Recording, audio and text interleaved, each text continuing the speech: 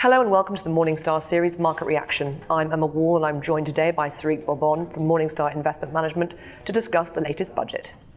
Hello, Cyrique. Good afternoon, Emma. So Philip Hammond opened with some very positive messaging about UK GDP and the forecasts for growth, didn't he?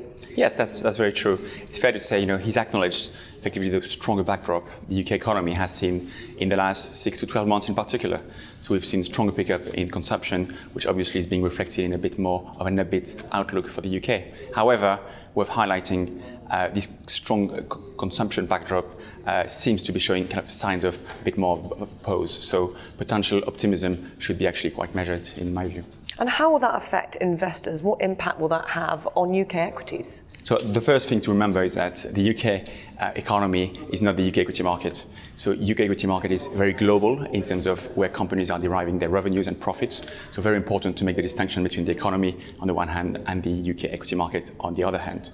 The second thing to bear in mind, which is key to us as investors, is the price you're paying for those stocks and effectively being quite careful not to overpay for a stream of future cash flows. And our view remains that equities generally are a bit expensive, so are UK equities, so we urge investors to remain quite cautious when they're approaching equity investments at this stage of the cycle. And having a look how the FTSE has reacted to Philip Hammond's speech, there hasn't actually been much movement. We saw banks tick up a little bit, which is in reaction to that economic forecast, because they do tend to be a proxy for the economy. I did expect to see some movement in energy stocks because he did talk about potential to help the North Sea, but that hasn't come through yet, has it? Yes, we're just waiting for more detail on what he said about kind of North Sea, some potential relief there. The oil stocks, the BPs and Shells and probably Tullow, which you would expect to move, haven't moved as far as we've seen. You've mentioned the banks, they have moved a bit. That's generally a bit more of a pro-growth trade, so not so much of a surprise. Looking at currency, actually, given a strong growth backdrop for the UK in the short term, but no reaction there. Sterling still a little bit weak compared to dollar, a trend we've seen in the last couple of weeks, which is a continuation, obviously, of the kind of Brexit fears we started seeing since the middle of last year.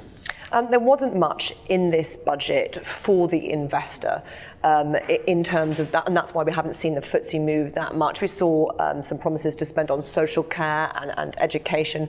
That's not really something investors can get access to. There was a little bit of more details on how he plans to spend the innovation and technology budget that he announced in the autumn statement. But it was really just confirming a lot of what was in that autumn statement, wasn't it? Very true. I think that's the main thing we should say, and to remind people that the main budget, obviously, we know now is going to be in the autumn. And the main measures were announced back then, all the measures around the kind of ISA allowance, the kind of corporate tax cuts, etc., etc. So not a surprise that we didn't have too much really to kind of discuss in some ways after this statement today.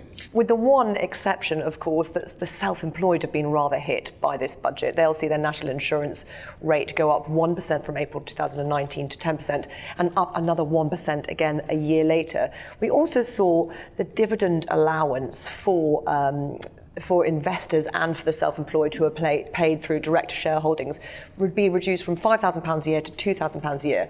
This doesn't just affect the self-employed, however, because if you have an investment portfolio of £50,000 or more, you will see yourself impacted by this. What measures can investors take to make sure they're not hit by this tax? I mean, I think the kind of key principle is to remain focused on kind of maximizing your allowance in terms of ISAs and in terms of SIPs.